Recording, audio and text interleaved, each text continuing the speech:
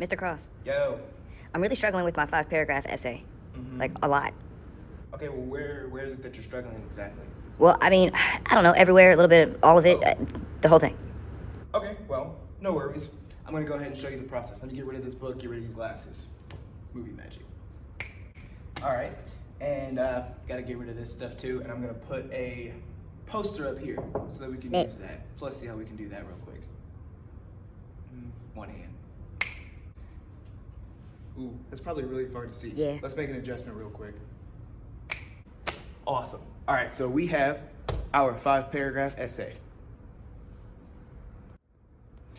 And let me fix my sleeves real quick. It's warm in here. All right, here we go. Okay, so 5-paragraph essay. Pretty straightforward, pretty simple. And you definitely will probably have some questions, and that is okay. There is no issue with that. So the first thing I want to point out, we have to have an introduction. We have to have an introduction. We have to bring people into what we're writing and discussing and talking about. Then we need to make sure that we have a supporting detail, and supporting detail. So that's 3 supporting details for sure. All right. In our introduction, so let's rewind back. Then we have to make sure that we have in that introduction a topic sentence that has our supporting details. So our supporting details need to first appear in our topic sentence rather. So then at the very end, we need to make sure we have our conclusion. That is so very important. In our, so we have to have our intro rather, supporting detail number 1, supporting detail number 2, supporting detail number 3. They make their first appearance. In the topic sentence. Perfect, excellent.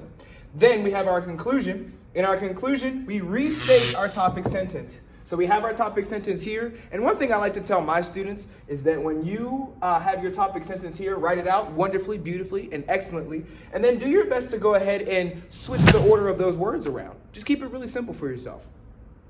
In your supporting details, so for supporting detail number 1, 2, and 3, they're going to look similar on this paper, but on your paper, when you actually write your essay, it's going to look a little different.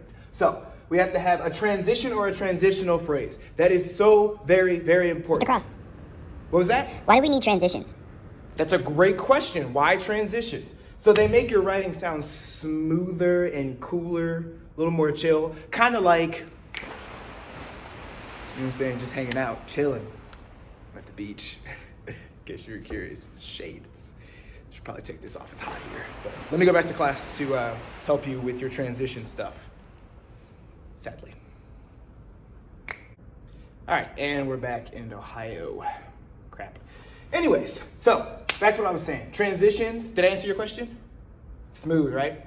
So transitions and transitional phrases, they're here in our first supporting detail. They're here in our second supporting detail that comes right after this paragraph. And then they're going to be here as well as in your conclusion. Very, very important to put those in your conclusion so that you transition out of your supporting details and into your conclusion. Kind of smooth, like I'm not going to bother myself with the beach video, I'll get sad.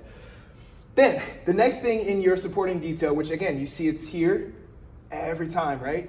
Every time. So evidence from the text or a passage. So if you're using information and you're talking about a text or a passage or something like that, a piece of evidence that's not your actual thoughts and your information, you should be able to source that here and say, hey, quote, that's important too, quote, and then you can put whatever that person said or wrote, and then put an end quote. And here's the very important part as well that goes along with your evidence. You need to have your thoughts and opinions. You need to have your thoughts and opinions about that evidence. So if, for instance, you say in your from your text or evidence, the Buckeyes are the best football team in the entire country, you need to have your thoughts and opinions. Some people, like for instance, if a fan from up north is writing this, they would say, I completely disagree with this. And that's their factor opinion. It's wrong, but that's their factor opinion. So then we would go to, after that, we would have our transition or transitional phrase to the next paragraph. And then we do all those things again. Make sure you have a good piece of evidence. Make sure you have your thoughts and opinions. And then you have a great transition here again. And then you have your evidence, which is in quotes. That's very important. And then you have your thoughts and opinions. Then a really, really good transition here to go into your conclusion. And make sure you restate your topic. It's very, very important to make sure that happens. What questions do you have right now for me? Any questions? What question do you have?